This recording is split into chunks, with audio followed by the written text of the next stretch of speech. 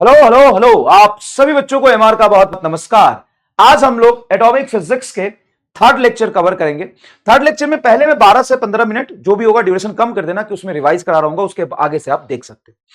दूसरी बात, आज हम आयोनाइजेशन और एक्साइटेशन एनर्जी, तो एनर्जी बचा हुआ है उसके बारे में बात करेंगे। आयोनाइजेशन एंड एक्साइटेशन एनर्जी, उसके बाद नील्स बोर्स के ड्रॉबैक के बारे में बात करेंगे। ये तीन मेजर इंपॉर्टेंट टॉपिक है। उसके बाद जितने भी पीवाईक्यू आज तक एटम पे बने हैं, इंक्लूडिंग नीट 2025 के दो शानदार सवाल, जिसमें एक तो एवरेज और मॉडरेट था, दूसरा हर बच्चा छोड़ के आया था, उसके हम फ्रेमिंग के बारे में, उसके कंसेप्ट के बारे में बात करेंगे, क्या सोच के सवाल बनाए। ठीक है, जितने भी पीवाईक्यू है सारे आपके 20 साल के कवर हो जाएंगे आज, पूरे क्वेश्चन प्रैक्टिस के साथ।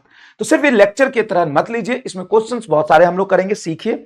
और फिर क्वेश्चन प्रैक्टिस आप पीडीएफ से भी कर सकते हैं। ठीक है, हर क्वेश्चन पे स्क्रीन पॉज करके खुद ट्राई करना, मैं टाइम दूंगा, फिर उसका सॉल्यूशन देखना, साथ साथ में क्वेश्चन प्रैक्टिस आप खुद से कर लेना। ठीक है, तो सॉर्ट ऑफ वो लेक्चर है जहां पे बहुत सारे क्वेश्चन हम प्रैक्टिस करेंगे। एटम में अगर मैं सबसे पहले बात करूं तो एटम को डिस्कवर किया था, एटम के बारे में सबसे पहले बोला था प्लम पुडिंग मॉडल से जे थॉमसन साहब ने। जे थॉमसन ने बोला कि सारा मास, सारा पॉजिटिव चार्ज यूनिफॉर्मली डिस्ट्रीब्यूटेड होता है और इलेक्ट्रॉन नेगेटिव चार्ज उसमें कहीं कहीं एम्बेडेड होता है, उसका साइज 10 का पावर -10 एंगस्ट्रॉम होता है। और get Nobel prize, J Thomson get Nobel prize for the discovery of electron, and his son J.P. Thomson also get Nobel Prize for the experimental verification of wave nature of electron. Whole Thomson family is in the business of electron, then you know. उसके बाद Rutherford साहब ने आया। Rutherford ने alpha particle scattering किया, जिससे बोला कि देखो एटम में सारा मास पूरे यूनिफॉर्म स्पेस में डिस्ट्रीब्यूटेड नहीं होता है, वो जालीदार होता है ना, एक जगह बीच में सिर्फ कंसंट्रेटेड होता है, जिसे स्पेस को हम न्यूक्लियस कहते हैं। वहीं पे सारा मास और सारा पॉजिटिव चार्ज एक पॉइंट लाइक स्पेस में कंसंट्रेटेड होता है, जिसको हम न्यूक्लियस कहते हैं, जिसका साइज होता है 10 का पावर -15 मीटर। एटम के कंपेयर में 10 का पावर 5 टाइम्स छोटा होता है न्यूक्लियस का साइज। उसके बाद रदरफोर्ड के भी जो मॉडल थे वो न्यूक्लियर के स्टेबिलिटी, हाइड्रोजन स्पेक्ट्रम को एक्सप्लेन नहीं कर पाया, तो नील्स बोर साहब है। नील्स बोर साहब ने तीन बातें बताई। पहले उन्होंने बोला कि ऑर्बिट जो होता है ना फिक्स होता है, और वो वही पॉसिबल ऑर्बिट होता है जहां पे एंगुलर मोमेंटम कंजर्व रहेगा। देखो तीसरी बात, एंगुलर मोमेंटम कंजर्व रहेगा। इलेक्ट्रॉन फिक्स ऑर्बिट में एनर्जी रेडिएट नहीं करता, वो स्टेबल ऑर्बिट होता है। और इलेक्ट्रॉन जब हायर एक्साइटेड स्टेट से लोअर एक्साइटेड स्टेट में जंप करता है, जंप क्यों करता है? जब नीचे स्टेट खाली मिलता है। जब नीचे अगर ऑर्बिट्स खाली हो तो इलेक्ट्रॉन इंस्टेंटेनियसली 10 का पावर -8 सेकेंड में नीचे ट्रांजिशन कर जाता है ना। ये टेम्पररी स्टेट होते हैं, मतलब अनस्टेबल स्टेट होते हैं। अगर नीचे ऑर्बिट में खाली जगह है तो इलेक्ट्रॉन हाई एनर्जी स्टेट से लोअर एनर्जी स्टेट में जंप करेगा, तो इलेक्ट्रॉन के ऑर्बिट में होने की वजह से जो एनर्जी था उसमें डिफरेंस आ जाएगा, और उस डिफरेंस के बराबर ही फोटोन निकलेगा, जिसको हम इमिशन स्पेक्ट्रम कहते हैं। क्या कहते हैं? Emission spectrum. तो सबसे पहले इलेक्ट्रॉन अगर nth ऑर्बिट में है तो उसकी स्पीड कितनी होती है? Z/n के प्रोपोर्शनल 2.2 इंटू 10⁶ Z/n। अगर रेडियस देखें तो रेडियस होता है n²/z के पर्पस। जितनी बड़ी रेडियस होगी, जितनी बड़े ऑर्बिट्स होंगे उसके रेडियस उतने बड़े होंगे। Radius n²/z, velocity Z/n। Angular momentum directly proportional to n। उसके बाद हमने पढ़ा था इलेक्ट्रॉन को घुमाने के लिए सेंट्रीपिटल फोर्स लगना चाहिए, जो लगता है mv²r = kZe/r²। ये नेचुरल होते हैं, मतलब एटम के अंदर न्यूक्लियस इलेक्ट्रॉन पर सेंट्रीपिटल फोर्स लगा के उसको घुमाता है, जिस सेंट्रीपिटल फोर्स का वैल्यू उसके बीच में इलेक्ट्रोस्टैटिक फोर्स के बराबर होता है।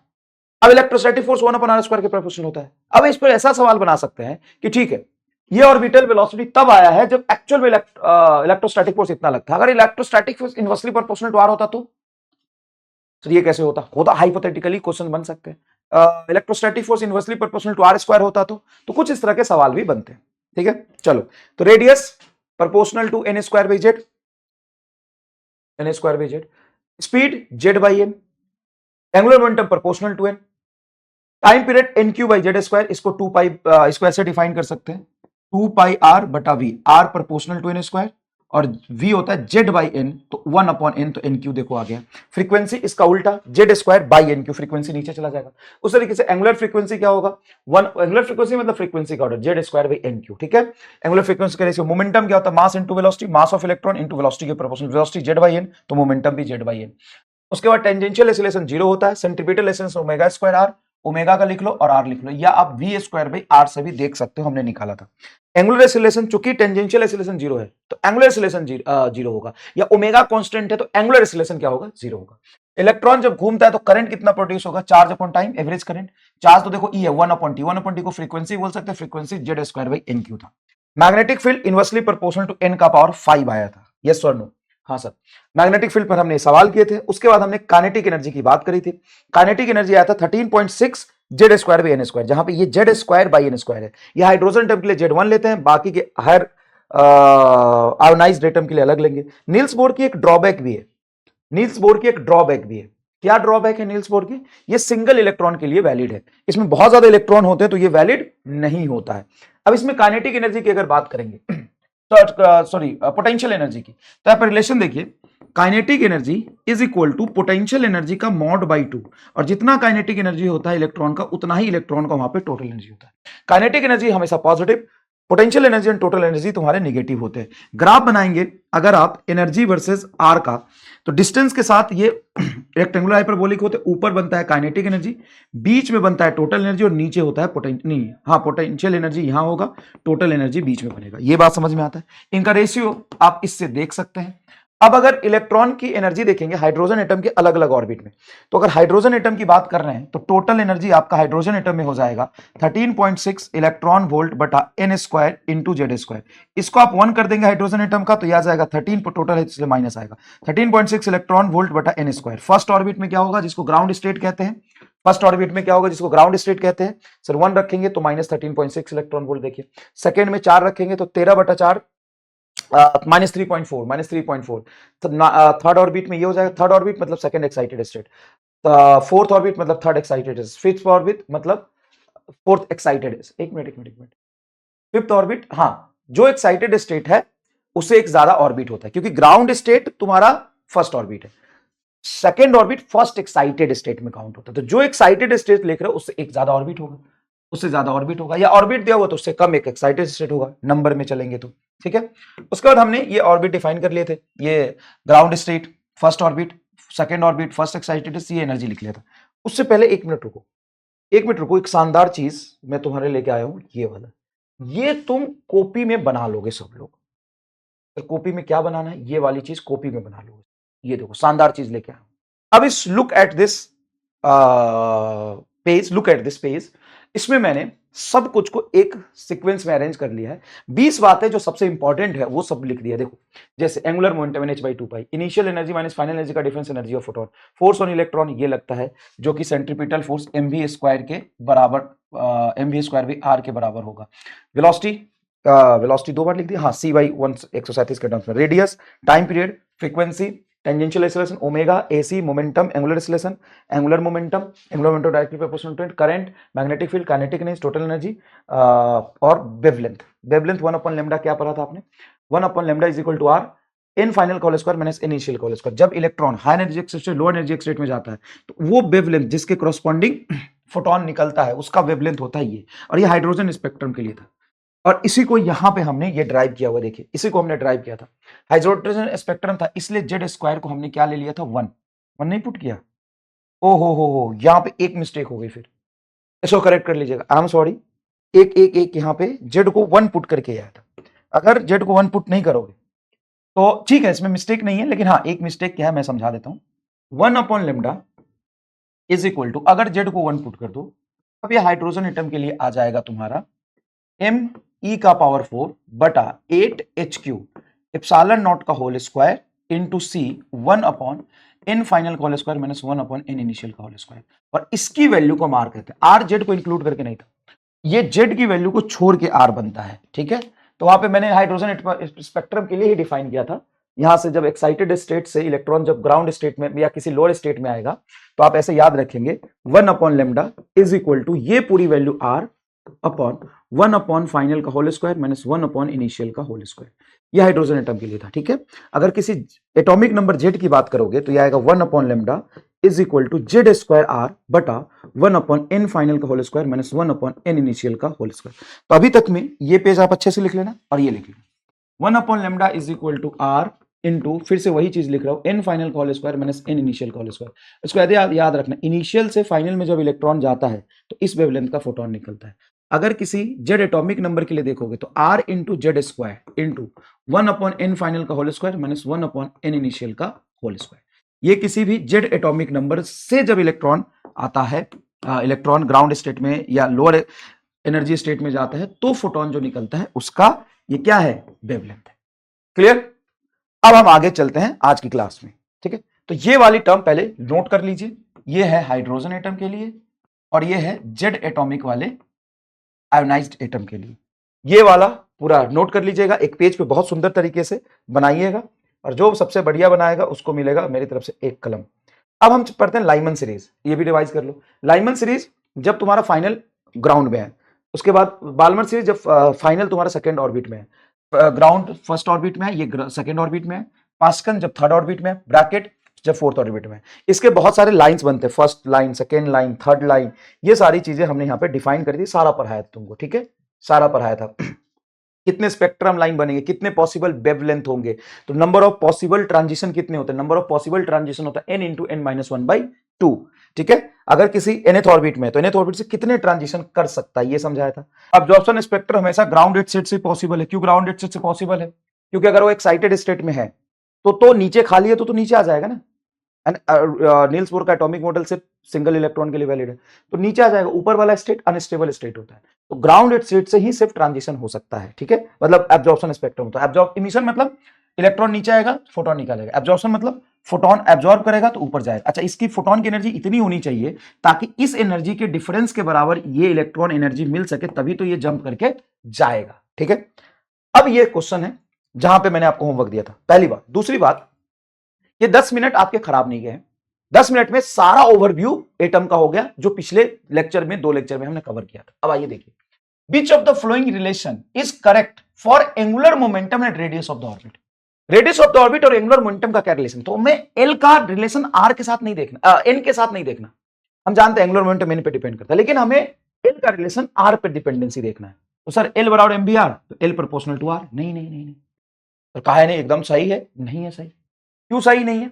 देख भाई मेरे, एंगुलर मोमेंटम होता है एम वी आर, जहां पे मास ऑफ इलेक्ट्रॉन तो किसी ऑर्बिट में कांस्टेंट रहेगा, लेकिन अगर रेडियस बढ़ाते जाओगे तो स्पीड तो घटता है ऊपर जाने पर। हाँ, तो तुम कह सकते हो L is proportional to V into are.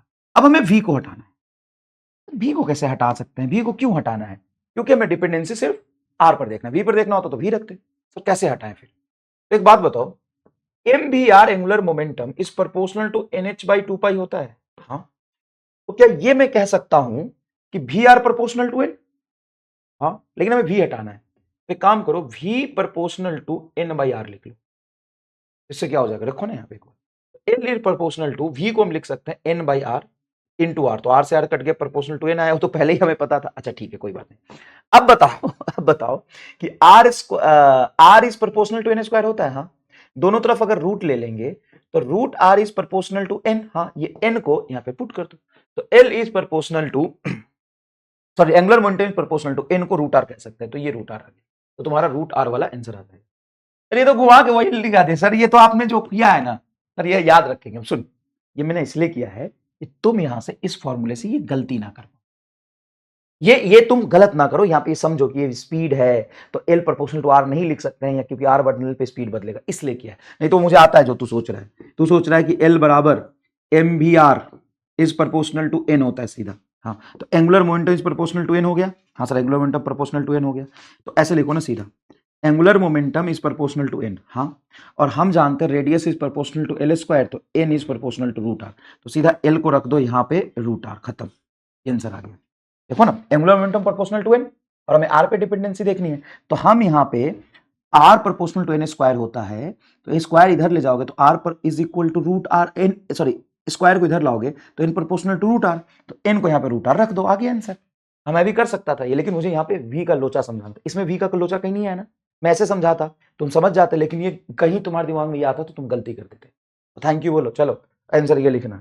चलो अब ये देखो सवाल, अब कुछ सवाल करेंगे, फिर मैं तुम्हें आयोनाइजेशन एनर्जी बताऊंगा। कल का होमवर्क हो भी कराता हूं। देख, Which of the following transition in a hydrogen atom emits photon of lowest frequency? Lowest frequency मतलब मिनिमम एनर्जी। मिनिमम एनर्जी किसका? फोटोन का। फोटोन के पास एनर्जी कहां से होता है? ऊपर से नीचे आने पर लेवल के बीच में जो एनर्जी डिफरेंस होता है, उसी एनर्जी का फोटोन निकलता है। अब मान लो ये 2 से 1 में आए, तो मान लो ये 2 है, ये 1 है, 3 और 4, 4 लेवल है, 3 और 4 ऐसे होते हैं।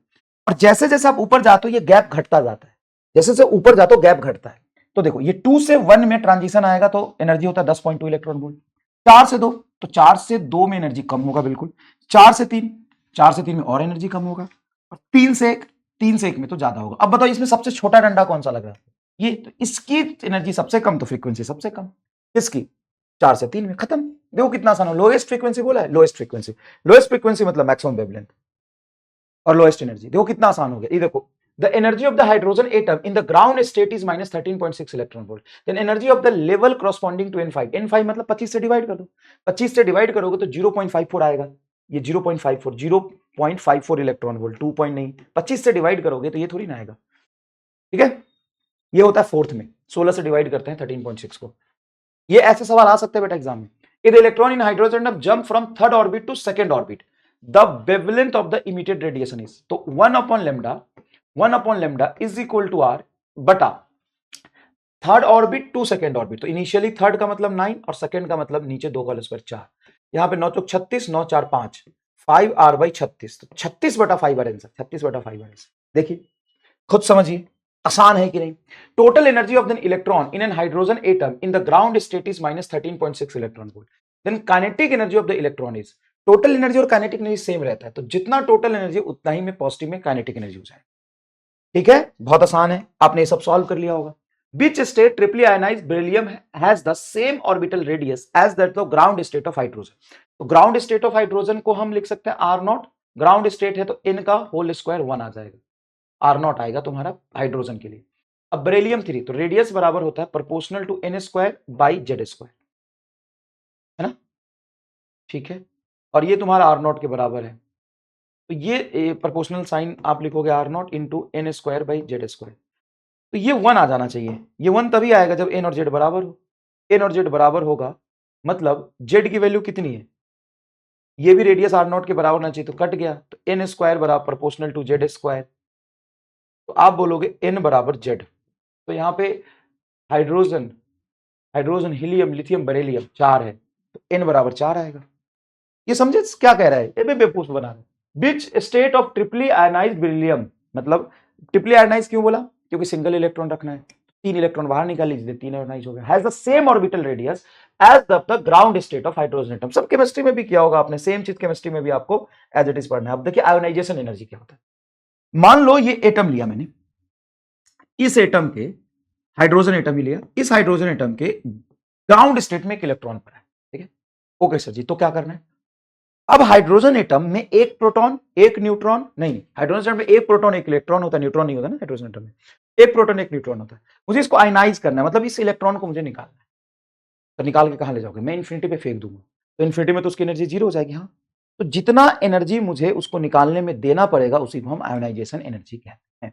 सिंपल सी बात है, ionisation energy is minimum energy required to remove an electron from isolated atom is called ionisation energy. तो हाइड्रोजन एटम के ग्राउंड स्टेट में इस इलेक्ट्रॉन की टोटल एनर्जी कितनी है, सर टोटल एनर्जी है इसकी माइनस 13.6 इलेक्ट्रॉन वोल्ट। और फाइनली जब यही इलेक्ट्रॉन इंफिनिटी पे चला जाएगा तो इसकी टोटल एनर्जी क्या हो जाएगी, 0। तो बताओ मुझे कितना एनर्जी देना पड़ेगा, इसकी टोटल एनर्जी देना हो 0 हो जाए। तो देखो given energy is equal to energy difference, मतलब जितना एनर्जी डिफरेंस आ रहा है, जितना एनर्जी फाइनल तो 0 है, इनिशियली तुम्हारा माइनस 13.6 है, तो माइनस 30, देखो फाइनली 0 है और इनिशियली माइनस 13 था, तो प्लस 13.6 इलेक्ट्रॉन वोल्ट हो जाएगा।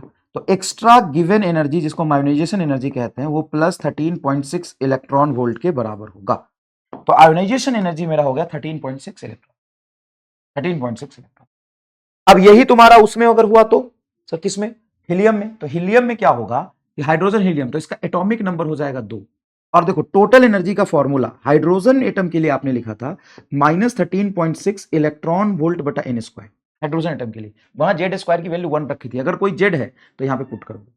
अब यहां पे आप रख दो हीलियम को रखो 2 का होल स्क्वायर 4, तो 4 आ जाएगा यहाँ पे, और ग्राउंड स्टेट में अगर इलेक्ट्रॉन पर है तो 1, तो 4, तो 13 चौका 48, तो ये तुम्हारा 4 गुना इसका आ जाएगा 36.6 का 4 गुना, 13 दूना 26, 52-54 के आसपास आ जाएगा, है ना। अब लिथियम का क्या हो जाएगा, तो Z square ionisation energy.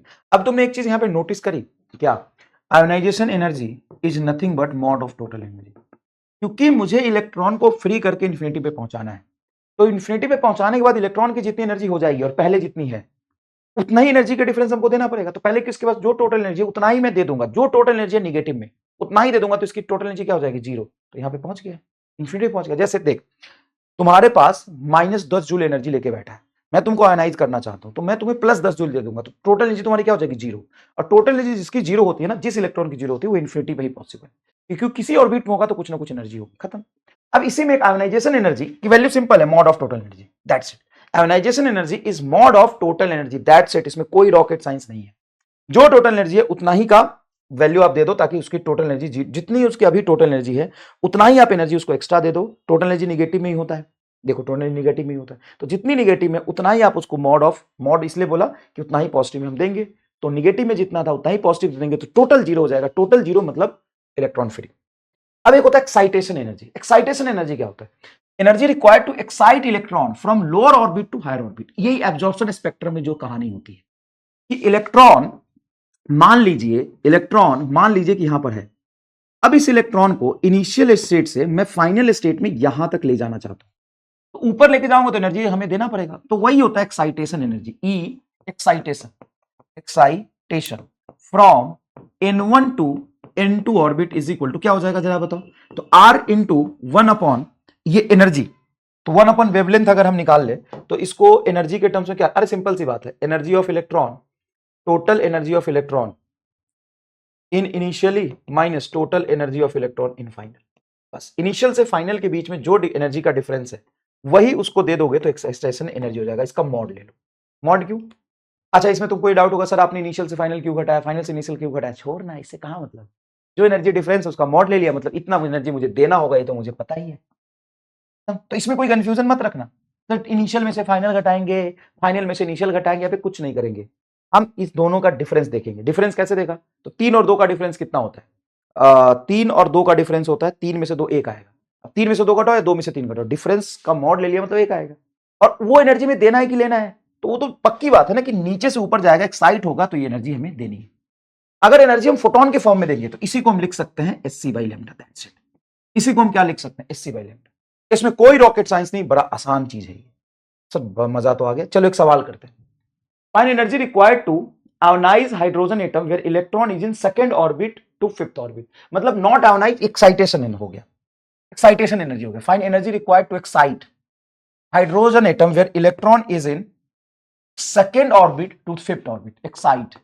Excited देखो, आयोनाइजेशन मतलब इलेक्ट्रॉन को इन्फिनिटी पहुंचा देना, और एक्साइटेशन मतलब किसी लोअर ऑर्बिट से ऊपर ऑर्बिट रख देना, बस यही फर्क है। अच्छा बताओ, किसी हाइड्रोजन या किसी भी एटम के लिए एक्साइटेशन एनर्जी ज्यादा होगी या आयोनाइजेशन एनर्जी ज्यादा होगी? आयोनाइजेशन का मतलब है कि उसको एकदम मोक्ष तक पहुंचा देना, इन्फिनिटी पे पहुंचा देना।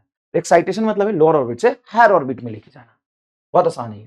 चलिए तो बताइए क्या होगा। तो find energy required to hydrogen atom where electron is in second orbit to fifth orbit. अब हाइड्रोजन एटम है, तो हाइड्रोजन एटम के सेकंड ऑर्बिट में एनर्जी कितनी होती है?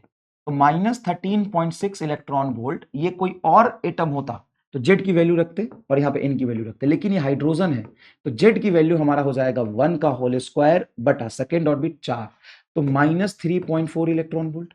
अच्छा, इसको हमें फिफ्थ ऑर्बिट में लेके जाना है, तो फिफ्थ ऑर्बिट में हो जाएगा -13.6 इलेक्ट्रॉन वोल्ट बटा एन 5 का होल स्क्वायर इंटू 1 का होल स्क्वायर। ये 2 रखा था, 2 का होल स्क्वायर 4 है, तो ये हो जाएगा -0.54 इलेक्ट्रॉन वोल्ट। अब इसका डिफरेंस निकाल लो, तो मॉड ऑफ -3.4 में से घटाएंगे माइनस ऑफ माइनस, तो 0.54 इलेक्ट्रॉन वोल्ट में आ जाएगा। इतनी एनर्जी हमें देनी पड़ेगी एक्साइट करने के लिए, बस यही चीज है। अब इसको तुम देखोगे तो ये आ जाएगा तुम्हारा 3.4 0.54, तो ये है तुम्हारा कुछ 3.40 और 0.54, इसमें से घटाओगे तो 10 में से 4 जाएगा 6, और 10 मतलब 4 इधर चला गया तो 3 बचा 3, तो 13 में से 5 जाएगा 8 इंटू 2.86 आएगा क्या, 2.86। 2.86 अब ये प्लस हो या माइनस हो, लेकिन हमें एनर्जी इतनी देनी है इलेक्ट्रॉन। अगर तुमसे पूछता है कि हाइड्रोजन एटम के ग्राउंड स्टेट में है, उसको ग्राउंड स्टेट से फर्स्ट एक्साइटेड स्टेट में भेजना है। फर्स्ट एक्साइटेड स्टेट कौन सा हुआ, सेकेंड ऑर्बिट, तो ग्राउंड ऑर्बिट से मतलब फर्स्ट ऑर्बिट से सेकेंड ऑर्बिट में भेजना है, तो 10.2 इलेक्ट्रॉन वोल्ट एक्साइटेशन एनर्जी होगा। देख भाई एक्साइटेशन एनर्जी इधर देख, तुमको फील कराता हूँ, फील आ जाए तो कमेंट में लिख देना सर जोरदार फील आ गया। देख एक्साइटेशन एनर्जी मतलब एक वो बनाया था ना हमने, ये देख, अगर मान लो इलेक्ट्रॉन ग्राउंड स्टेट में है, इसको यहां से सेकेंड ऑर्बिट में लेके जाना है, फर्स्ट ऑर्बिट से सेकेंड ऑर्बिट में लेके जाना है, तो ये इसकी एक्साइटेशन एनर्जी होगी। अरे सर, जो जितना एनर्जी इलेक्ट्रॉन के नीचे आने से निकल रहा था उतना ही देंगे तो एक्साइट होगा। हाँ, अगर मान लो इलेक्ट्रॉन को मैं 12.09 इलेक्ट्रॉन वोल्ट एनर्जी देता हूं तो वो ग्राउंड स्टेट से मतलब फर्स्ट ऑर्बिट से थर्ड ऑर्बिट जाएगा, ग्राउंड स्टेट से सेकंड एक्साइटेड स्टेट तक एक्साइट हो जाएगा। और इसको अगर मैं एक्जैक्टली -13.6 दे दिया तो -13.6 इलेक्ट्रॉन वोल्ट दे दिया तो मोक्ष को प्राप्ति हो जाएगा, मतलब आयोनाइजेशन हो जाएगा। क्या हो जाएगा? मोक्ष को प्राप्ति हो जाएगा। आयोनाइजेशन एनर्जी मतलब मोक्ष की प्राप्ति, और एक्साइटेशन एनर्जी मतलब मोक्ष की प्राप्ति की ओर। बताइए, आयोनाइजेशन एनर्जी मतलब इलेक्ट्रॉन को वहां से उठा के फेंक ही दिया इन्फिनिटी पे, मतलब मोक्ष की प्राप्ति। आयोनाइजेशन एनर्जी मतलब मोक्ष की प्राप्ति। एक्साइटेशन एनर्जी मतलब मोक्ष की प्राप्ति की ओर। चलिए, energy required to excite the electron from ground state to first excited state. जल्दी बताओ क्या होगा ये? Excited state. Ground state to first, ground state जैसे ही बोला तो ग्राउंड स्टेट की इनिशियल एनर्जी -13.6 इलेक्ट्रॉन वोल्ट, और फर्स्ट एक्साइटेड स्टेट मतलब सेकेंड ऑर्बिट। तो सेकेंड ऑर्बिट का कितना होता है? 4 से डिवाइड करके -3.4 इलेक्ट्रॉन वोल्ट। अब इसका डिफरेंस देख लो, इसका डिफरेंस देख लो कितना आया था इसका डिफरेंस? 10.2। जो भी डिफरेंस आएगा वो निकाल देना, कोई खास बात नहीं। नेक्स्ट देखो, hydrogen atom are excited from ground state to principal quantum number 5, the number of spectral line absorb. तो नंबर ऑफ 5 पे रख दिया, तो नंबर ऑफ स्पेक्ट्रल लाइन मतलब कितने तरह के वेवलेंथ मिलेंगे। तो नंबर ऑफ स्पेक्ट्रल लाइन होता है n इंटू n माइनस 1/2। कितना है? 5। तो 5 इंटू 5 में से एक जाएगा 4/2, 2 से 4 कटेगा 2, 5 गुना 10, 10 स्पेक्ट्रल लाइन मिलेगा। नेक्स्ट देखिए, a Bohr atomic model is assumed that force between electron and proton inversely proportional to r का power 4, then energy of the system will be proportional to, force is proportional to 1 upon r का power 4। अब ध्यान से देखिए, force is proportional to, inversely proportional to r का power 4, then energy of the system is proportional to, system की energy किसके proportional होगा बताओ? अब सिस्टम की कौन सी energy? Total energy. Total energy kinetic energy value बराबर होती है। अब करो, स्क्रीन पॉज करके इसको ट्राई करो, तुम कोई भी गुना भाग करो, कोई दिक्कत नहीं, करने की कोशिश करो। देखो, एनर्जी पूछा है, energy is equal to half mv square, मतलब energy is proportional to we square. तो वेलोसिटी का स्क्वायर हमें पता चल जाएगा, काम हो जाएगा। तो वेलोसिटी पे फोकस करो। अब हमें वेलोसिटी पे फोकस करने के लिए फोर्स दिया ही है, तो हम लिख सकते हैं कि इलेक्ट्रॉन को घूमने के लिए mv स्क्वायर बाई आर, तुम्हारा क्या चाहिए? फोर्स, और वो तुम्हें दिया है के जेड ई इंटू ई बटा आर का पावर। आर स्क्वायर से आर का 4 कट हो गया, आर क्यू आ जाएगा। तो we square is proportional to 1 upon r cube. क्या ये रिलेशन समझ में आया? हाँ। तो सर यहां पे सीधा सीधा हम रख देंगे कि we square proportional to 1 upon r का क्यू। हाँ रख दो, v square proportional to r का क्यू। और हमें एन पे डिपेंडेंसी देखना है, तो हम जानते हैं r square is proportional, sorry r is proportional to N square. R का पावर क्यूब करेंगे तो क्यूब करोगे तो एन का पावर 6 हो जाएगा। आर क्यू इज एन का पावर 6, तो ये होगा एन का पावर 6। तो यह आ जाएगा kinetic energy proportional to 1 upon n का पावर 6 या इनवर्सली प्रोपोर्शनल टू एन का पावर 6। और ये बोला है where is inversely as r, energy of the system is proportional to N का पावर 6, 1 अपॉन 6 होना चाहिए।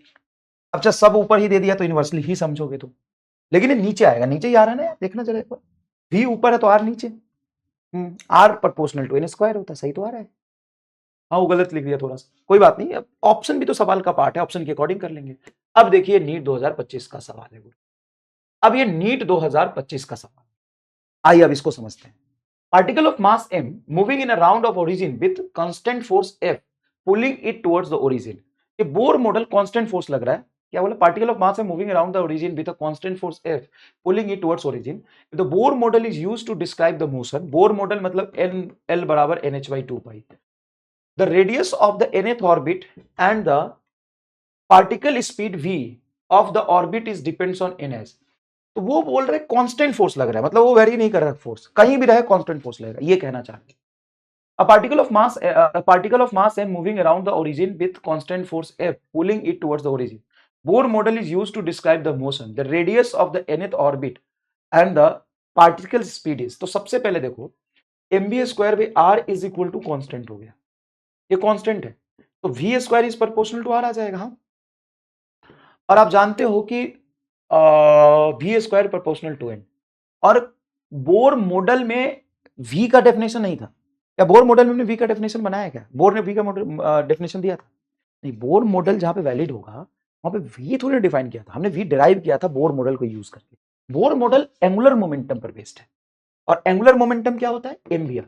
आप कहोगे mvr is equal to proportional to n. मतलब आप कह सकते हो कि हमें ये पता है कि v इंटू आर का प्रोडक्ट प्रोपोर्शनल टू n है, v इंटू आर का प्रोडक्ट प्रोपोर्शनल टू n है, और हमें आर एन पे डिपेंडेंस निकालना है। ठीक है, आर एन पे डिपेंडेंस निकालना है। आर किस पे डिपेंडेंस निकालना है? एन पर। तो हमें यहां से V square proportional to R, मतलब R proportional to we square बोल सकते हैं। R proportional to we square, और इसका स्क्वायर कर दोगे, स्क्वायर स्क्वायर स्क्वायर कर दिया मान लो, तो we square is equal to हो जाएगा n square by r square. Yes और नो? देख भाई, मैंने मान लो आर भी प्रोपोर्शनल टू एन है, कैसे है? एंगुलर मोमेंटम, मास कांस्टेंट है, तो v are proportional to n. मैंने जानबूझ के स्क्वायर कर दिया। देखो कुछ किसी तरीके से तो करना है, बिना स्क्वायर के भी सॉल्व हो सकता है, मैंने कर दिया, कोई दिक्कत नहीं है। तो यहां से मैं लिख सकता हूं वी स्क्वायर को N square by R square. तो देखो वी स्क्वायर को मैं लिख दिया N square by R square. Are square तुम्हारा यहां चला जाएगा, तो R cube is proportional to N square, मतलब R is proportional to N का power 2/3। R is proportional to N का पावर 2/3, ये आ गया आंसर।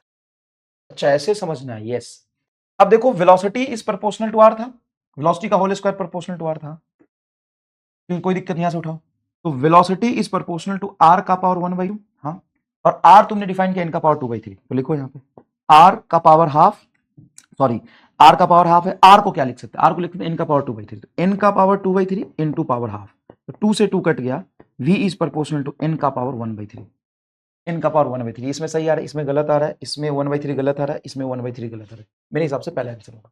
और फिर से समझाता हूं, इसमें घबराना नहीं है, कुछ सोचना है। देखो अगर बोर मॉडल वहां पे वैलिड है, बोर मॉडल वैलिड है, तो एंगुलर मोमेंटम पता है, एंगुलर मोमेंटम होता है mvr, तो वी आर प्रोपोर्शनल टू तुम्हारा एन आ जाएगा, पहला इक्वेशन। दूसरा, उसको घूमने के लिए जो सेंट्रीपिटल फोर्स लग रहा है कांस्टेंट लग रहा है, तो we square is proportional to R, तो R proportional to we square, एक ही बात है। ठीक है सर, अब मैंने यहां पे लिखा ठीक है, अब मैं इसको क्या करता हूं, स्क्वायर कर देता हूं। अगर मैंने इसको स्क्वायर किया, अगर मैंने इसको स्क्वायर किया, तो वी स्क्वायर, अच्छा v is proportional to N by are लिख लो पहले, अब स्क्वायर कर, तो we square n square v r square यहां पे रख दो, तो r is proportional to we square जो कि है n square by r square, are square को यहां ले जाओ, तो आर का power cube is proportional to N square, r is proportional to N का पावर 2/3। दोबारा सॉल्व कर दी। ये नीट 2025 का सवाल है जो मेजोरिटी बच्चे नहीं करके आए थे, कुछ ही बच्चे इसको करके आए थे। अभी ओडिशा नीट 2019 का सवाल है, ये बड़ा पुराना सवाल, लेकिन ये सवाल भी बहुत सारे, मतलब 90% बच्चे, 95% बच्चे इसको करके ही नहीं आए थे। क्यों? सवाल देखो, और इसी सवाल के लिए मैं तुमको एकदम बेसिक से पढ़ा रहा था। स्क्रीन पॉज करके ये सवाल अटेम्प्ट करो, पहले स्क्रीन पॉज करके सवाल अटेम्प्ट करो। अब देखो यहां पर क्या, the radius of the first permitted Bohr orbit for the electron in an hydrogen atom is equal to 0.5 angstrom and its ground state energy equals to minus 13.6 electron volt. If the electron in the hydrogen atom is replaced by the muon, charge same as electron and mass 207 Guna mass of electron, then first Bohr radius and ground state energy will be. अब यहां पे आओ, याद करो, मैंने तुम्हें जब radius निकाला था तो रेडियस में बताया था does not depends upon mass, ये बताया था? नहीं, स्पीड जब निकाला था तो mb square by are is equal to k z e into e बटा आर स्क्वायर, ये कट के आया था आर, यहां पे ले गया था तो ये लिखा था हमने एम भी आर इंटू वी, ये आ गया था के जेड ई इंटू ई। ठीक है, वहां से इस एम बी आर को हमने लिखा था एन एच बाई 2 पाई, तो n H by 2 pi is equal to v बराबर के जेड ई स्क्वायर, तो वी आ गया था तुम्हारा के जेड ई स्क्वायर बटा एन एच नीचे ऊपर में 2 पाई। तो रफली हमने सॉल्व किया। देखो वी मास पे डिपेंड नहीं करता, तो स्पीड मास पे डिपेंड नहीं करता है, ये मैंने प्रूफ किया था और याद किया था। बताओ ये मैंने तुमको समझाया था कि नहीं, कि अगर स्पीड ऑफ इलेक्ट्रॉन पूछता, सॉरी स्पीड ऑफ म्यून पूछता, तो वही रह जाता जो इलेक्ट्रॉन की स्पीड है। लेकिन यहां पे तुमसे रेडियस पूछा, तो रेडियस मैंने बताया था इनवर्सली प्रोपोर्शनल टू मास होता है। अगर इलेक्ट्रॉन का देखूं तो यहां पे इलेक्ट्रॉन का मास आएगा, अगर मैं म्यून का देखूं तो यहां पे मास ऑफ म्यून आएगा, मास ऑफ म्यून आएगा। रेडियस ऑफ म्यून हमें चाहिए, तो रेडियस ऑफ म्यून को यहां ले जाओ, मास ऑफ इलेक्ट्रॉन बटा mass of muon into radius of electron. Radius of electron first orbit में कितना होता है? 0.53 angstrom. Mass of electron ME, और मास ऑफ म्यून है 207 ऑफ एमी, तो 207 ऑफ एमी, एमी से एमी कट जाएगा, 0.53 एंगस्ट्रम डिवाइडेड बाई 207 से डिवाइड करो। अब बताओ यहां पे क्या आंसर बनना चाहिए? 0.53 इंटू 10 का पावर -13, -13 कैसे? अगर -13 के टर्म्स में, तो सबसे पहले देखो 0.53 इंटू 10 का पावर -10 आएगा, ये बटा 207, -13 तो है ही नहीं, और -13 होगा भी तो ये तो गड़बड़ लग रहा है मुझे। अच्छा, अब समझ नहीं आ रहा, एक काम करो, 10 का पावर -13 1000 से मल्टीप्लाई और 1000 से डिवाइड करो, अगर 1000 से डिवाइड करोगे तो 10 का पावर 3 ऊपर जाएगा तो 10 का पावर -13, तो ये 10 का पावर -13 आ गया बटा 1000 बटा 207 लगभग लगभग 5 के आसपास आएगा। 5 के आसपास लगभग लगभग बोल रहा हूँ। 5 और 0.5 तो 2.5, 2.5 इंटू 10 का पावर -13, 2.5 नहीं 25 है 10 का पावर 2.56, ये 2.56 10 का पावर -13 10 का पावर -13, ये दोनों में से कोई आंसर हो सकता है। उसके बाद तुमसे बोला है काइनेटिक एनर्जी, तो देखो काइनेटिक एनर्जी होता है हाफ mv², ये तो मास पे डिपेंड नहीं करता, तो डायरेक्टली प्रोपोर्शनल टू मास आ जाए। तो इसमें ग्राउंड स्टेट में काइनेटिक एनर्जी 13.6 को तुम 207 से मल्टीप्लाई करो, तो मल्टीप्लाई करोगे 207 से मल्टीप्लाई करो तो सेम एनर्जी तो रहेगी नहीं, और यहां पे प्रिंटिंग मिस्टेक है, किलो का फैक्टर आएगा। ये गलत लिखा है बेटा, तुम चाहो तो गूगल से वेरीफाई कर सकते हो, यहाँ पे किलो का फैक्टर आएगा और ये सेम एनर्जी रख दिया जो कि गलत है, energy directly proportional to mass आएगा। स्लाइड नंबर 38 पे ये सवाल करके आपको कैसा लगा, एकदम गोम सोम्स आया कि नहीं आया ये जरूर बताइए, ठीक है बेटा, मजा आया कि नहीं ये सवाल करके जरूर बताइए। नेक्स्ट देखिए, energy of the energy level L3, L2 and L1 of the hydrogen atom are E0, 4 E0 by 9 and E0 by 4. Energy of the levels L3, L3 है E0, इससे कम है तेरा 4 E0 by 9 और उससे भी कम है तेरा E0 by 4, E0 by 4. Okay, a photon of wavelength lambda emitted of the transition L3 to L1, L3 से L1 तक आया, तो L3 से L1 तक आया ये, तो ये lambda 1 है, सॉरी lambda है, lambda है। What will be the wavelength of the emission of the transition L2 to L1? तो 2 से L तक आएगा, तो इसमें वेवलेंथ डैश पूछा है, क्या करोगे बताओ, बड़ा सिंपल फंडा है। देखो यहां से यहां का एनर्जी डिफरेंस से तुम्हें लेमडा का फोटोन निकला, तो उसकी एनर्जी होगी एससी बाई लेमडा बराबर, ये रख दो difference, E0 minus E0 by 4, तो ये हो जाएगा 3 E0 बाई 4, तो E0 तुम्हारा आ रहा है यहां से, देखो E0 आ जाएगा 4 HC बाई 3 लेमडा, ये तुम्हारा एक इक्वेशन आ गया। दूसरा कह रहा है यहां से यहां तक आया, तो इसका वेवलेंथ क्या होगा, तो बड़ा आसान है, यहां से यहां तक लिखोगे SC by lambda dash is equal to 4 E0 by 9, 4 E0 by 9 minus E0 by 4, ये ले लो। तो यहां से तुम एलसीएम लोगे तो 36, ठीक है, 4 चौका 16 और 9, तो ये 4 चौका 16 और यहाँ पे तुम्हारा आ जाएगा, एक मिनट नहीं 4 E0, तो ये 4 जाएगा और ये 9 जाएगा, हाँ 9 ये ठीक तो है, 16 माइनस 9, 16 माइनस 9 कितना हो गया 7, 7 E0 बाई 36। अब E0 की वैल्यू 4 SC बाई 3 है, तो 7 by 36 into 4 SC by 3 lambda, 4 SC by 3 lambda, SC से तो तुम्हारा ये SC कट जाएगा, और ढंग से देखोगे तो 4 9 चौक 36 9 तिया 27, 7/27 का ही आंसर है, 7/27 के फॉर्म में एक ही है। अब तुमको ये नहीं देखना ऊपर आएगा नीचे आएगा, ये भी तो 1 अपॉन लेमडा डैश है ना, 7/27 का फैक्टर एक ही। तो इस तरीके से ये सवाल ऐसे सॉल्व होते हैं। यहां पर देखिए क्या कह रहा है, in the figure indicating that energy level diagram of an atom then origin of the 6 spectral line, 6 spectral line है, 1 2 3 4 5 6 जो भी है, that is fast never rises from the transition from level B to A based on the flowing spectral line will also occur in the absorption, absorption में ground state से possible है, तो ये और यही एब्जॉर्प्शन में जाएगा 1 2 3, और कोई एब्जॉर्प्शन में नहीं जा पाएगा। समझ में आया? नेक्स्ट देखिए, the ratio wavelength of the last line of Balmer, देखो लास्ट लाइन का मतलब है इनिशियल तो तुम्हारा लेवल इनफाइनाइट हो जाएगा, और लाइमन बाल्मर, बाल्मर का मतलब फाइनल तुम्हारा 2 है, and the last line of Lyman, last line of Lyman initial तुम्हारा हो जाएगा इन्फिनिटी, और लाइमन के बाद बाल्मर आता है, इनिशियल हो जाएगा तुम्हारा 1, इसका रेशियो लिख दो आंसर आ जाएगा, ये मैंने लास्ट क्लास में भी करा दिया था। नेक्स्ट देखो, given the value of Rydberg constant is 10 to the power 7, the wave number of the last line of Balmer series in a hydrogen spectrum, wave number क्या होता है तो सुनिए, अब ध्यान से सुन लीजिए, सीख लीजिए, ये होता है तुम्हारा angular wave number, wave number, और लेमडा होता है तुम्हारा wave number, sorry 1 upon lambda होता है वेव नंबर, ये एंगुलर वेव नंबर है 2 pi by lambda, and 1 upon lambda जिसको हम वेवलेंथ, लेमडा जिसको हम वेवलेंथ कहते हैं, 1 अपॉन लेमडा होता है वेव नंबर, वेव नंबर, इसको नोट डाउन जरूर करिएगा कॉपी में, वेव नंबर। तो ये 1 अपॉन लेमडा की वैल्यू पूछिए, तो 1 अपॉन लेमडा हो जाएगा 10 to the power 7 r, hydrogen spectrum है तभी यहाँ पे 1 आएगा जेड का square, last line of the Balmer series in hydrogen spectrum, देखो और Lyman Balmer, last line of Balmer, last line का मतलब इनिशियल तो तुम्हारा इन्फिनिटी और फाइनल हो जाएगा 2 का होल स्क्वायर, तो अगर 10 का पावर 7 बटा 2 का whole square 4, 1/4 0.25, 0.25 into 10 to the power 7, अच्छा सवाल है।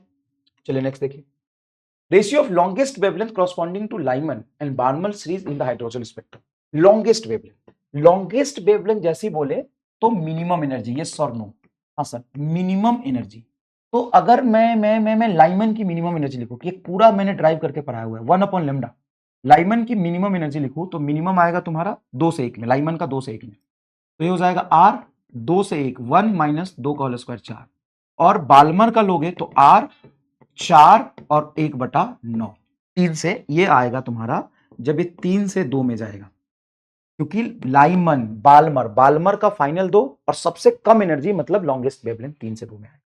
ये मैं तुमको बहुत अच्छे से करा चुका हूं। The energy of the hydrogen atom in the ground state is इतना, energy of the ions in the first excited state will be, अब सुनना ध्यान से, 2010 का सवाल है और He+ है। अब यहां पे चुपके से वो हाइड्रोजन स्पेक्ट्रम को He+ से चेंज कर दिया है, तो एनर्जी जो आप लिखते हो टोटल एनर्जी वो आपका होता है -13.6 इलेक्ट्रॉन वोल्ट। आवाज आ रही? हाँ आ रही।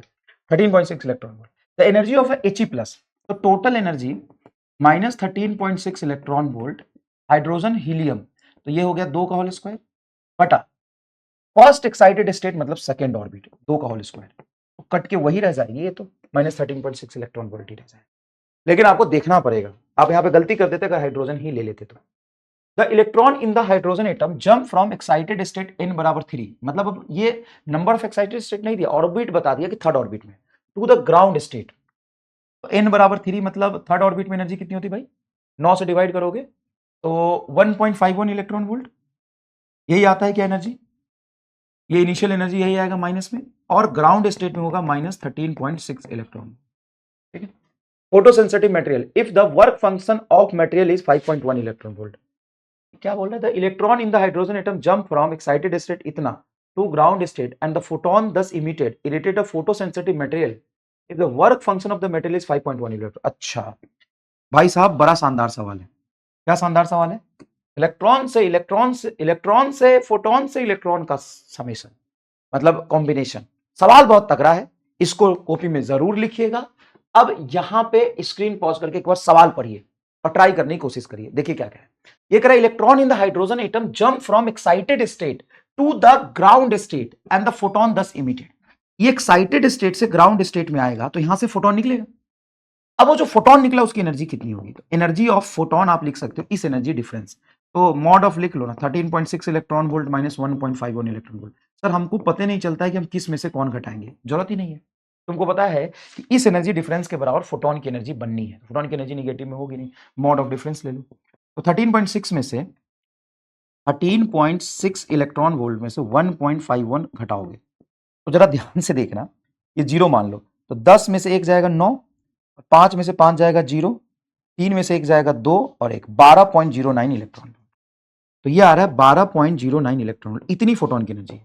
और वो जो फोटोन है एक मेटल सरफेस पे गिरा है जिसका वर्क फंक्शन है 5.1 electron, stopping potential estimated to the energy value. अब सुनना, अब मान लो यहां से जो फोटोन के गिरने से इलेक्ट्रॉन निकला उसकी काइनेटिक एनर्जी कितनी होगी, तो उसकी काइनेटिक एनर्जी मैक्सिमम होगी energy of photon minus work function, तो ये आ गया तुम्हारा 12.09 माइनस 5.01, तो 12 में से घटाओगे 7 समथिंग आ गया, 7 समथिंग आ जाएगा, हाँ लगभग लगभग 7 इलेक्ट्रॉन वोल्ट आ जाएगा। ये देखो 0.09 को लिख सकते हो 12.1 5.1 5.1 है ना, 5.1, तो लगभग लगभग 7 इलेक्ट्रॉन वोल्ट। और के को आप लिख सकते हो ईवी नॉट, ये ई से ई कट गया, वी नॉट आ रहा है तुम्हारा 7 वोल्ट, और 7 से बाकी सब बहुत दूर दूर है, तो 7 वोल्ट आपका अप्रोक्सीमेट में आंसर आ गया। ऐसा सवाल बनाया देखो सोच के, और ऐसा सवाल बन सकता है और एग्जाम में आता है। यह है तुम्हारा 2015 का सवाल जो नीट चीटिंग की वजह से कैंसिल हो गया था। वो सवाल देखिए क्या कह रहा है, consider third orbit of a hydrogen sorry helium, third orbit of helium using non-relativistic approach. The speed of the electron in this orbit will be given as अच्छा स्पीड क्या होगा, तो देखो v बराबर तुम जानते हो 2.2, ठीक है 2.2 इंटू 10⁶ जेड बाई एन, ये आता है स्पीड, तो 2.2 इंटू 10⁶ जेड की वैल्यू, हाइड्रोजन हीलियम मतलब 2 एंड ऑर्बिट मतलब 3, ये 3 आ जाएगा, तो 2.2 हो जाएगा 4.4 इंटू 10⁶ डिवाइडेड बाई 3, तो ये लगभग लगभग 1 पॉइंट समथिंग आएगा, 1.46 इंटू 10⁶, खत्म। भाई थोड़े बहुत तो दिमाग लगाएगा ना, ये इतना दिया है, Z2 दिया है, हाँ Z2 ही तो रखा है मैंने, देखो यहाँ पे Z की वैल्यू 2 रखी है, एकदम सही रखी है। ये देखो ये है नीट 2025 का सवाल, मतलब एक सरफेस टेंशन वाला और एक, ये ही दो सवाल थे जिसको सबसे मुश्किल माना गया था, और 99.999% बच्चे इस दोनों सवाल को छोड़ गए। यही दो सवाल है जो सबसे मुश्किल माना गया था पेपर। क्या था सवाल देखिए, a model of quantization of motion of the electron in a uniform magnetic field state that flux passing through orbit of the electron is NH/E। मतलब वो कह रहा है कि जब इलेक्ट्रॉन घूम रहा है तो इलेक्ट्रॉन के घूमने से मैग्नेटिक फील्ड पैदा लेगा, और उस मैग्नेटिक फील्ड की वजह से जो फ्लक्स पास कर रहा है उस फ्लक्स की वैल्यू हमने दे दी NH/E। ये फ्लक्स दे दी। सर फ्लक्स तो होता है magnetic field into area, pi r square होता है। हाँ, ये पाई आर स्क्वायर वो क्वांटाइज्ड है। किसी भी nth ऑर्बिट में घूमने की वजह से जो फ्लक्स पास करेगा NH/E होगा। तो क्या यहाँ पे एंगुलर मोमेंटम NH/2 पाई नहीं होगा? नहीं होगा। अगर ये एंगुलर मोमेंटम इनके प्रोपोर्शनल है तो ये कैसे होगा? बोर मॉडल के क्वांटाइजेशन का लॉ ही चेंज कर दिया। ये अब नहीं लॉ है, अब ये है। और बच्चों ने बोर मॉडल के क्वांटाइजेशन के लिए ये लॉ लगाने की कोशिश करी, वहीं पे सवाल गलत हो। वो अब एक नया लॉ बनाया ना कि एंगुलर मोमेंटम नहीं, फ्लक्स क्वांटाइज होगा, तो फ्लक्स क्वांटाइज कर दिया भाई साहब। अरे यार, हाँ कर दिया। अब एक बात बताओ फटाफट, सर क्या?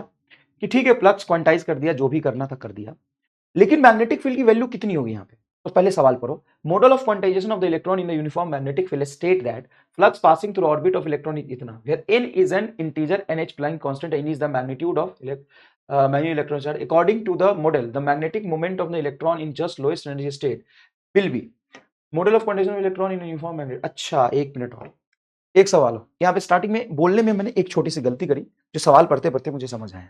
क्या? इलेक्ट्रॉन के घूमने से मैग्नेटिक फील्ड पैदा नहीं ले रहा है, magnetic field electron external magnetic field में घूम रहा है। तो कैसे? पहले लाइन देखो, a model for the quantization motion of the electron in a uniform magnetic field, मतलब मैग्नेटिक फील्ड में घूम रहा है वो। ओहो, तो मैग्नेटिक फील्ड में घुमाने के लिए उसको स्पीड कौन देगा? मान लो स्पीड से घूम रहा है तो इसको v स्पीड से घूमने के लिए सेंट्रीपिटल फोर्स चाहिए, जो कि QVB देगा।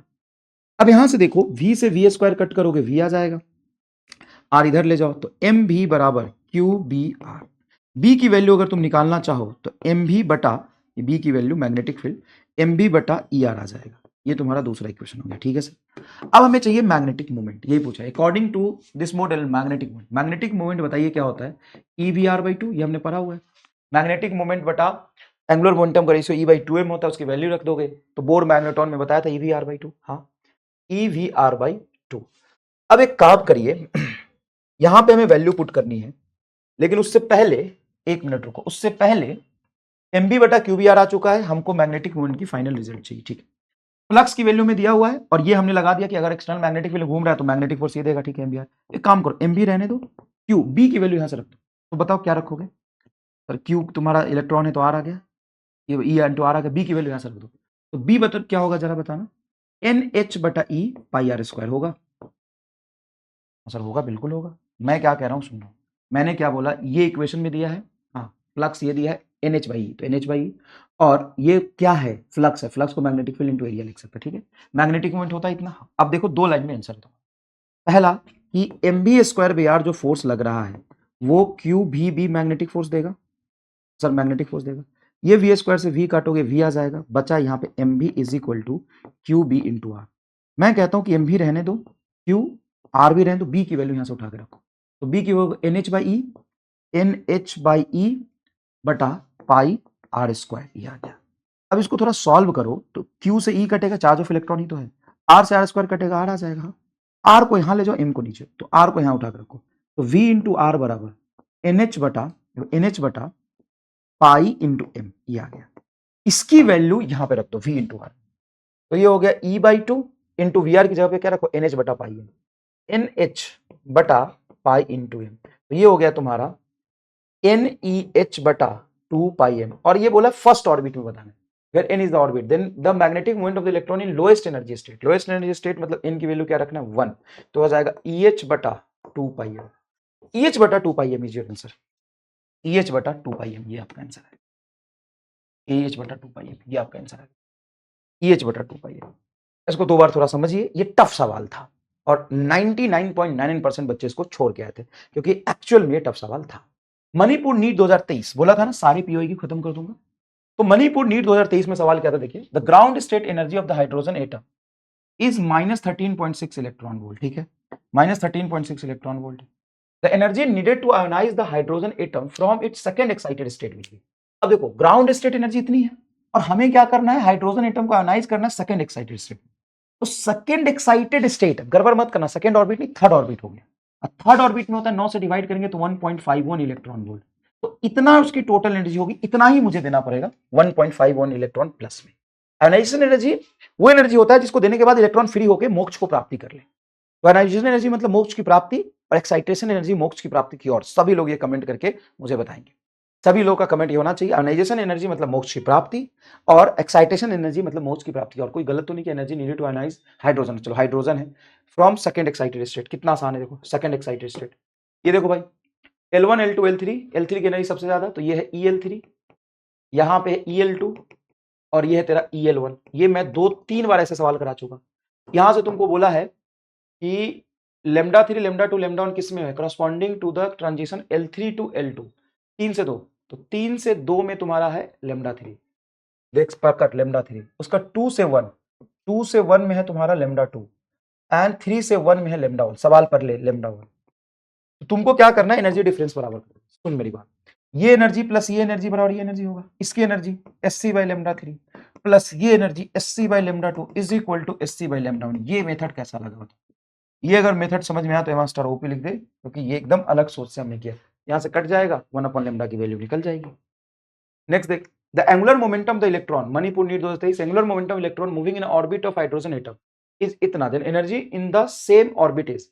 तो इसी ऑर्बिट में कौन सी एनर्जी पूछी है, टोटल एनर्जी, सिर्फ एनर्जी लिखा हो तो टोटल, काइनेटिक पूछना तो काइनेटिक लिखेगा। तो 1.5 का मतलब है 3/2, तो 3h/2 पाई, तो NH/2 पाई मतलब नंबर ऑफ ऑर्बिट 3 हो गया। नंबर ऑफ ऑर्बिट 3, तो 3 9 से डिवाइड कर, 13.6 को 9 से डिवाइड करूंगा, 1.51 इलेक्ट्रॉन वोल्ट तुम्हारा आंसर। देख रहे हो, लास्ट लेक्चर में भी बहुत सारे सवाल ऐसे कराए थे। Hydrogen atom is grounded state excited by monochromatic radiation of 975 angstrom, number of spectral line in the resulting spectrum will be. रुक जा, 2024 का सवाल है ये, बढ़िया सवाल है। Hydrogen atom is ground state excited by the monochromatic radiation of 975 angstrom.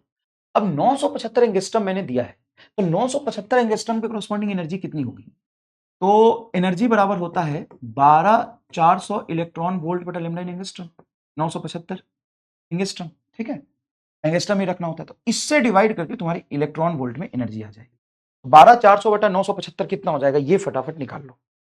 12400 बटा 975 बताओ तो कितना होगा, 12400 डिवाइडेड बाई 975, ये तुम्हारा 12.71, 12.71 इलेक्ट्रॉन वोल्ट आ रहा है। अब 12.71 इलेक्ट्रॉन वोल्ट की मैंने दी है, तो इतने ही एनर्जी लेके वो एक्साइट होगा। अब ये एनर्जी गैप किसके बराबर है वो देख लो, ये एनर्जी गैप किसके बराबर है ये आप निकाल लो। ये एनर्जी गैप किसके बराबर जा सकता है, ये एनर्जी गैप किसके बराबर जा सकता है, यहां पर देखो 12.71, तो ये होता है 10.2, 12.09, ये होगा 12.71। जैसे 13.6 में से 0.85 घटाओगे तो ये किस ऑर्बिट में जा रहा है, फोर्थ में। अब फोर्थ में स्पेक्ट्रल लाइन कितना हो जाएगा देख लो। हाँ, आपके सामने वो टेबल नहीं होगा, आपको करना पड़ेगा, लेकिन गया तो फोर्थ में ना, गया तो फोर्थ में ना, गया तो फोर्थ में ना, 13.6 फोर्थ में, तो फोर्थ में नंबर ऑफ स्पेक्ट्रल लाइन कितना होगा, 4 इंटू 4 मैंने से 3/2, 2 कटेगा 6 आएगा, 10.2, 12.09 और उसके बाद आता है 12.7। समझ में आया कि नहीं आया, 2011 का सवाल। The wavelength of the first line of Lyman series of hydrogen atom is equal to that the second line of Balmer series of hydrogen like ion. hydrogen like ion है, the atomic number of hydrogen like ion is, आराम से करते हैं। The wavelength of the first line of Lyman Balmer, तो Lyman मतलब पहला line, और पहला लाइन मतलब तुम्हारा 2 से इनिशियली 2 से फाइनली 1 में आया है, इनिशियली 2 से फाइनली 1 में। तो ये कह रहा है wavelength of the first line of Lyman 1/λ is equal to r into 1/1 minus initially 2 का होल स्क्वायर 4। इसको सॉल्व करना जरा, 4 एलसीएम लोगे, 4 माइनस 1 3/4, तो 3r/4 तुम्हारा लैम्डा इनिशियल हो जाएगा। तो लैम्डा इनिशियल आ जाएगा तुम्हारा 4/3r। क्या ये इक्वेशन समझ में आया सर, धुआंधार। अब वो कह रहा है the atomic number of hydrogen like ion is the first, क्या बोला है, equal to the second line of Balmer. तो बाल्मर की सेकेंड लाइन लिखोगे तो बाल्मर की second line r into Z square into second line मतलब लाइमन बाल्मर का फाइनल तो 2 ही होगा, और ये सेकेंड मतलब 3 इनिशियली, अगर 3 से फाइनली 2 में आता है तो फर्स्ट लाइन ऑफ तुम्हारा क्या है Balmer, second line of Balmer 4 से 2, तो 4 का होल स्क्वायर 16। अब यहाँ पे सॉल्व करोगे तो R Z square into 16 LCM लो तो 4 में से एक 3 आ जाएगा। देखो ना 16 एलसीएम लो, 4 चौका 16, 4 में से एक 3 आ जाएगा। और इतना ही वेवलेंथ इसका है 4/3r, तो इसको 4/3r रख दो। ये तो बोला है ना कि अच्छा नहीं 1/λ, ये 3r/4, तो 3r/4 यहाँ पे रख दो। अब क्योंकि देखो ना ये लेमडा और ये 1/λ बराबर, तो इसको इसके बराबर रख दो। r से r कटेगा, 3 से 3 कटेगा, 4 से 16 कटेगा 4, 4 को यहाँ ले आओ, तो जेड स्क्वायर बराबर 4, तो जेड बराबर √4 मतलब 2। इस तरीके से सवाल सॉल्व करना है। बोलो मजा आया कि नहीं? या 100% पीएचडी हो गई कि एटम में नहीं? भाई समय लगेगा थोड़ा ना। Hydrogen spectrum, the shortest wavelength in the Balmer series is lambda, then the shortest wavelength in the Brackett series. Shortest मतलब वेवलेंथ, शॉर्टेस्ट मतलब energy maximum, E maximum. E maximum तो इंफिनिटी से लास्ट लाइन में आ रहा है। Electron in hydrogen atom first jump from third excited state to second excited state, मतलब excited state third मतलब number of orbit 4, third excited state है। To second excited state का मतलब है तुम्हारा number of orbit third, second excited state. From the second excited state to the first excited state पे मतलब एक और बार कूदा है, मतलब number of orbit first excited state में number of orbit second. The ratio of the wavelength λ1 λ2, यहां से यहां तक वेवलेंथ λ1, यहां से यहां तक वेवलेंथ λ2। बस फॉर्मूला लगा दो, डायरेक्ट फॉर्मूला लगा। 2023 का सवाल है, 2023 का सवाल है। अब बोर एटॉमिक मॉडल कहां पे वैलिड नहीं है उसके बारे में बात कर लेते हैं। सबसे इंपॉर्टेंट बात, this more model could not explain the fine structure of spectral line. अब यहां पे समझिए, लाइमन सीरीज बाल्मर सीरीज का फर्स्ट और सेकंड लाइन आपने बनाया, थर्ड लाइन बनाया, एक्चुअल में 2 ही 3 लाइन नहीं बनते सर, इंफिनिटी तक बनते नहीं, फर्स्ट लाइन और सेकंड लाइन के बीच में 2-3 लाइन और बनते हैं। ये हाँ एक्सपेरिमेंटली फाइंड किया, लेकिन ये नील्स बोर का हाइड्रोजन स्पेक्ट्रम एक्सप्लेन नहीं करता। There is splitting of spectral line in the presence of magnetic field and electric field, जिसको कहते हैं Zeeman and Stark effect, could not explain by the Bohr model. Bohr model से जो hydrogen spectrum बनता है, electric field और magnetic field के अंदर जो बनता है, याद रखिएगा Zeeman and Stark effect, Stark and Zeeman effect. Zeeman effect ये जो होता है हाइड्रोजन स्पेक्ट्रम का मैग्नेटिक फील्ड में सब डिवीजन, वो एक्सप्लेन नहीं हो पाया। नेक्स्ट देखिए, this is only valid for the single electron hydrogen atom. हाँ, ये सिंगल इलेक्ट्रॉन हाइड्रोजन, जैसे हाइड्रोजन के लिए He+ के लिए या Li++ के लिए वैलिड है। अगर Li के लिए बोलोगे तो उसमें 2-3 इलेक्ट्रॉन हो जाएंगे तो वैलिड नहीं होगा। This model based on the circular orbit of electron, but in reality there is no circular orbit, क्योंकि वो तो स्टेशनरी वेव बना के घूमता है। ठीक है, next, this model could not explain the intensity of the spectral line. Spectral line की इंटेंसिटी ये एक्सप्लेन नहीं कर पाए थे। This model only considered particle nature of electron. हाँ, अगर particle nature of electron consider किया तो तभी तो उन्होंने बोला कि एक minute, this model only consider particle nature of electron. हाँ sorry, this model is considered particle nature of electron. Electron को उन्होंने पार्टिकल बोला कि वो इलेक्ट्रॉन एक पॉइंट पार्टिकल है, तभी तो उस पार्टिकल को मूव कराने के लिए mv² भी r से घूमता है। लेकिन बाद में जो वो थे जे थॉमसन के बेटे कौन थे, जीपी थॉमसन ने बोला था इलेक्ट्रॉन तो वेव होता है, वो तो स्टेशनरी वेव बना के घूमता है। उसके बारे में इसने बात नहीं किया, ये तो बोला कि पार्टिकल है, उसका mv² भी r is equal to k ZE into E/r² से घूमेगा। ये वेव का एक्सप्लेनेशन नहीं किया कि इलेक्ट्रॉन वेव नेचर भी एग्जिस्ट करता है, ये तो सिर्फ पार्टिकल नेचर पे फोकस था, वेव नेचर पे ये फोकस हुआ नहीं। ये चीज याद रखेंगे। तो इसके मैं लिमिटेशन बता देता हूँ। सबसे पहला लिमिटेशन, फाइन स्ट्रक्चर एक्सप्लेन नहीं किया, मल्टी इलेक्ट्रॉन के लिए वैलिड नहीं है, सर्कुलर ऑर्बिट माना लेकिन रियलिटी में सर्कुलर ऑर्बिट नहीं होता है, ये सिर्फ पार्टिकल नेचर को माना। और दूसरी बात, इलेक्ट्रिक फील्ड मैग्नेटिक फील्ड के प्रेजेंस में जो स्प्लिटिंग होता है उसको एक्सप्लेन नहीं कर पाया। बस ये है इसके लिमिटेशंस। बस थैंक यू सो मच, मुझे लगता है आपको बहुत मजा आया होगा। अब एक बढ़िया जे एडवांस और जे मेन के लेवल का आपको असाइनमेंट देंगे, उसका सॉल्यूशन वीडियो भी दे देंगे। ठीक है, इसको देख लीजिए, फिर वो असाइनमेंट मैं आपको प्रोवाइड करा दूंगा। धन्यवाद सो मच।